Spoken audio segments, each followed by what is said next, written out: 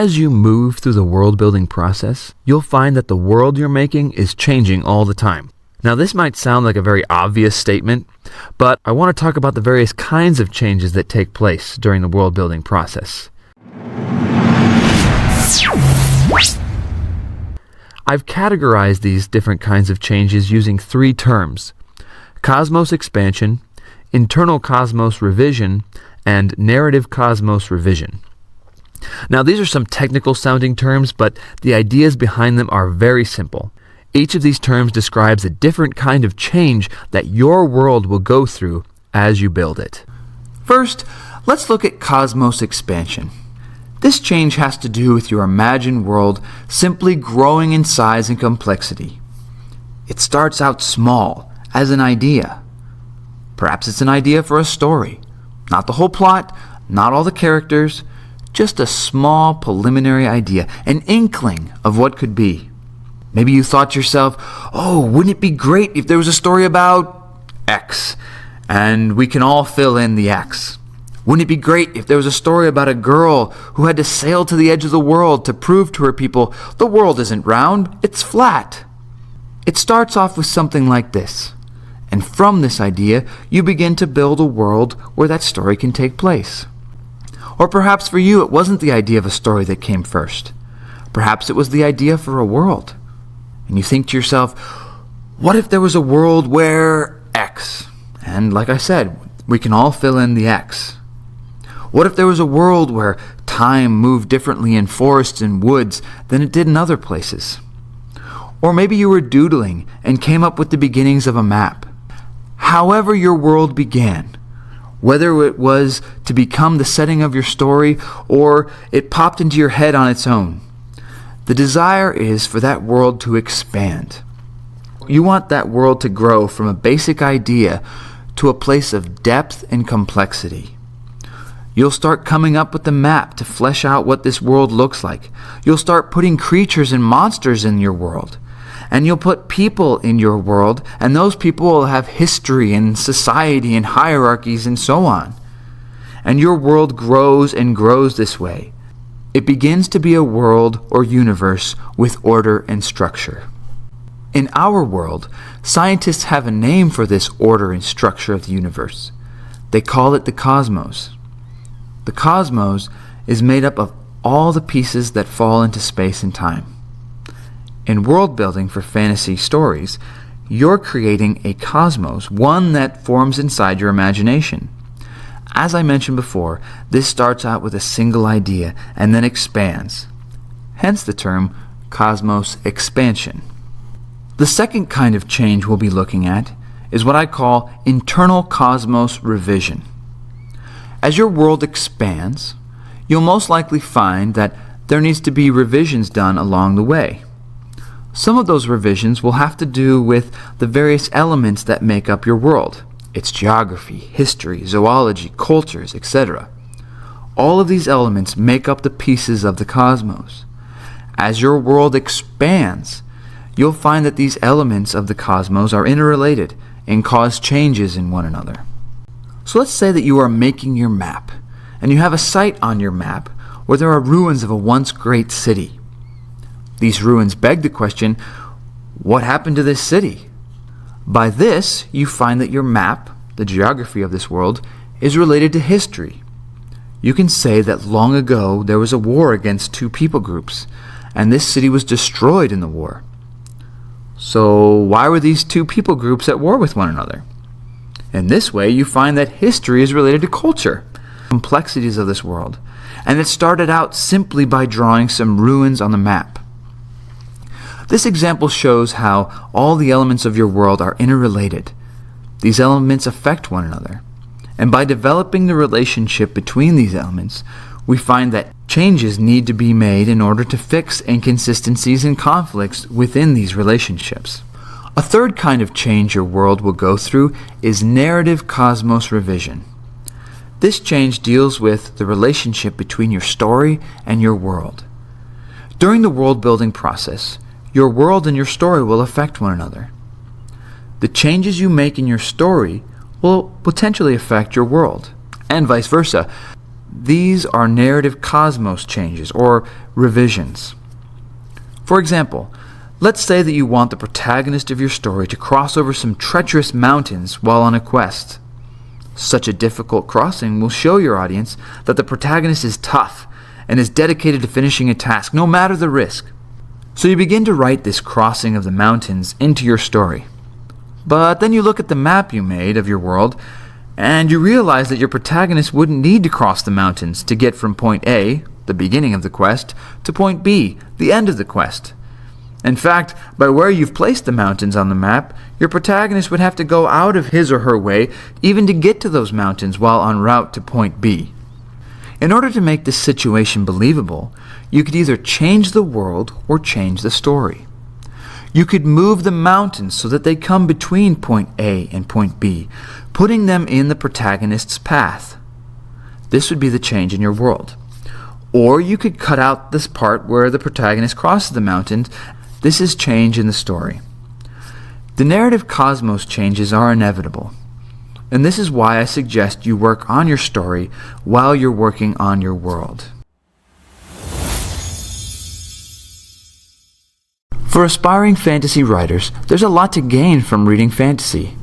We can learn from master storytellers by reading their work. We can study the world-building techniques of successful authors. These masters teach us and also inspire us to create great works. But if we as students in the craft of writing and world-building only have a steady diet of fantasy, we could end up being malnourished writers and world-builders. If all that we read and watch comes from the fantasy genre, we are more likely to use the same old tropes, the old and overused ideas that keep popping up in fantasy. If we only consume fantasy, there is a great tendency for us to gravitate towards the ideas that have been overused in that genre. To move away from the old tropes, we need to move to something else. A way we can move past the cliches that come so easily to our heads is by looking outside the fantasy and sci-fi genres. Writer and director Joss Whedon, the guy who directed the Avengers movies, is a big advocate for a multi-genre diet. Although most of the projects that he works on fall into fantasy and science fiction, he reads a lot outside those genres. For example, in one interview he did, he talked about how reading the book entitled Killer Angels, a realistic drama about the Civil War in the United States, inspired his creative process.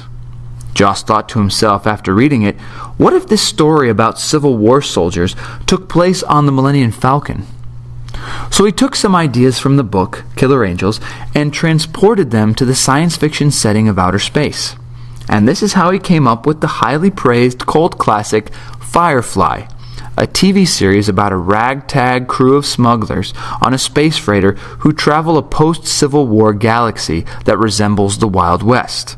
Joss Whedon's experiences show how looking outside the fantasy and sci-fi genres can give writers fruitful results. The practice pushes the bounds of our creativity and provides fresher material. It gives us an edge. So when we are out selecting new books to read or movies to watch, I'd encourage you to look outside fantasy. Consider it research. I highly recommend nonfiction, because as they say, what is true is often stranger than the fiction we can imagine. Adding this material to your story diet will nourish your creativity. Not only do materials such as books and movies influence our writing and world-building processes, but our own experiences in life shape how we create. As one of my mentors explained to me, we write from life. This points out an obvious yet often overlooked fact. We are not writing and creating in a vacuum. Our experiences shape us. We are not completely objective. We are subjective. And this is a good thing, because life experience is a fount of originality. No one has had a life exactly like yours. We do not become good fantasy writers and world builders by avoiding the responsibilities and details of life. If we only devoted our time to creating and writing and didn't participate in the elements of living, our creativity would be malnourished. We do not become masters of fantasy by completely devoting our time to fantasy. We do not become masters of the genre by locking ourselves in the basement and playing Dungeons and Dragons all day, or sequestering ourselves in our rooms and playing fantasy RPGs every waking hour. We get outside. We observe nature. We relate to people. Life experiences have been crucial for me in capturing the details of my fantasy world. Hiking mountains helped me to write mountains. Being out on the trail taught me about switchbacks, the elusiveness of mountain peaks, what it's like to walk into a cloud, the sheerness of cliffs, and the deepness of ravines. Relating to people from different cultures helped me to create new cultures for my book. I was able to pick up on how people talk, the expressions they use, what they value, and how they order their society. Think of the experiences you have had, and think of how those experiences might enrich your world building. If you don't think you have any enriching experiences, or that no such experiences are made available to you, I would challenge you to take a deeper look at what you have in front of you. This might take some creativity on your part. So not only are you called to be creative in how you think up an imaginary world, but also how you see our real world. If we as writers, as adults, find ourselves in what appears to be an uninspiring place or context, it would do us some good to remember what it's like to see the world as a child. Now this is our challenge, but it goes with the territory of being a creative writer. As the poet Rainer Maria Rilke once wrote, "If your daily life seems poor, do not blame it. Blame yourself. Tell yourself that you are not poet enough to call forth its riches. For to the Creator there is no poverty and no poor indifferent place." In world building, we call forth the riches of the world around us so as to move ourselves away from the old fantasy cliches and come to fresher, more original ideas. In the end, this adds to the depth and intrigue of our fantastical worlds. To create a world that readers want to read about. This is perhaps the main reason why we write fantasy. To take people places they have never experienced before, worlds that exude wonder, awe, and maybe even a little fear. We can think of the fantasy worlds created by master storytellers, worlds that have enchanted us, worlds that we wanted to get lost in. Perhaps after experiencing those places, we've thought to ourselves, why can't I make something like this too? Or perhaps the world we dream up comes from the wells of our own imagination. Whatever the source of the world we begin building in our heads, we've come to the point where we want to share it with others. We want to lay out this world for them in the form of a story. So how do we do this well? How do we do this so that audiences will find our world compelling and intriguing? Just as the master storytellers created worlds that we wanted to get lost in, how do we present our worlds to our audiences with that same effect? In truth, there is no formula for conjuring up wonder. It's an art, not a science. And like any art, there are no hard, fast rules that can guarantee success in this area. But there are guidelines that can help shape the process. Here are some guidelines that will help you build a world that your audience will find compelling. Guideline number 1. Put yourself into your world. The world you're making gets to come out of who you are. You get to decide. You get to use what you find compelling. It is true that what interests you might not interest others, but tapping into your interest is the best way to create a world that your audience will find compelling. You cannot be loyal to the masses. You need to be loyal to your side, who you are. That which is cliché and overdone is not compelling. What people find compelling is a world with personality, with its own quirks and nuances, with its own biases and subjectivity. In short, they are compelled by a world that has a human individual behind it. And for your world, that's you. Guideline number 2. Use what you find compelling. This relates to guideline number 1, but I believe it needs its own distinction so as to emphasize it. In world building, use what you find compelling for the simple reason that if you don't find your world compelling, how can you expect others to find your world compelling? And think of this, excitement and wonder is often contagious. People are more likely to be intrigued by what you present them if you yourself are intrigued. Guideline number 3, create a world of depth. A compelling world seems to have no end to it. The more we learn about it, the more we learn that, well, there's more to learn. Think about our planet. Much of it is discovered, but there are still frontiers yet to explore. The depths of the sea, caves underground, and even the microscopic world of cells, bacteria, and atoms. And there's the history of our planet to explore, things yet to learn from artifacts and fossils still buried underground. And beyond our planet, there's the vastness of space with billions of galaxies and planets we don't even know about. We live in an extremely compelling and intriguing reality because of its never-ending depth. People can also be intriguing because of the depth they possess. Their complexity makes us want to learn more about them. And when we think we know everything there is to know about who they are, they surprise us by doing something that shows us there's more to them than what meets the eye. We want to create that same sort of experience for our readers when they enter our world, the world of our stories. We want to show them a world that has more than what they see on the surface. If you want the world of your story to be compelling for your audiences, then they need to get a sense that when they're reading your story, that they're only getting a small taste of it, a small taste of the world you've dreamed up. The world you created is so vast and complex. It has so much depth that you were only able to give them a sampling of it within the pages of your story. This kind of world is compelling because it leaves your audience wanting more. They will want to go deeper. Guideline number 4, stretch the bounds of your creativity. When dreaming up our fantasy worlds, there is a good chance that what comes to the top of our heads is that which is cliché and overused. We need to resist the temptation of using these preliminary thoughts, as they are not the best we can imagine. As one of my creative writing professors explained to me once, coming up with ideas is like shopping for produce at the grocery store. When grocers put new vegetables in their proper place, they don't just simply put the new on top of the old. This would mean that the old tomatoes, for example, would remain at the bottom of the pile and never get picked. They would rot at the bottom of the container. So what grocers do instead is that they put the new tomatoes at the bottom and the old on the top. Most everyone picks from the top because that's the easiest to pick from.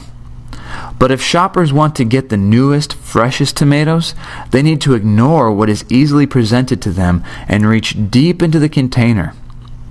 We as world builders need to select our ideas in the same way. We can't simply take the idea that first comes to us, the idea at the top of the pile. That's what everyone does. If we want to get fresher, more original ideas, then we need to reach deeper into our imagination. That's where the fresher, more original ideas lie. And just as we find fresh tomatoes are better tasting than old tomatoes, our audience will find fresh ideas more compelling than old, overused ideas. Stretch your creativity. As I said before, we cannot determine the tastes of our audience members, but by following these guidelines, we can give them the best opportunity of finding our world compelling. Your audience lives in a universe that has depth, a reality that has the vastness of galaxies and the tininess of atoms, a reality that has complex factors of the present being affected by the even more complex factors of the past. This is the reality your audience lives in, a reality of depth. If you're going to try to convince your audience that the world of your story is believable, then you're going to have to present them with a world that has depth also.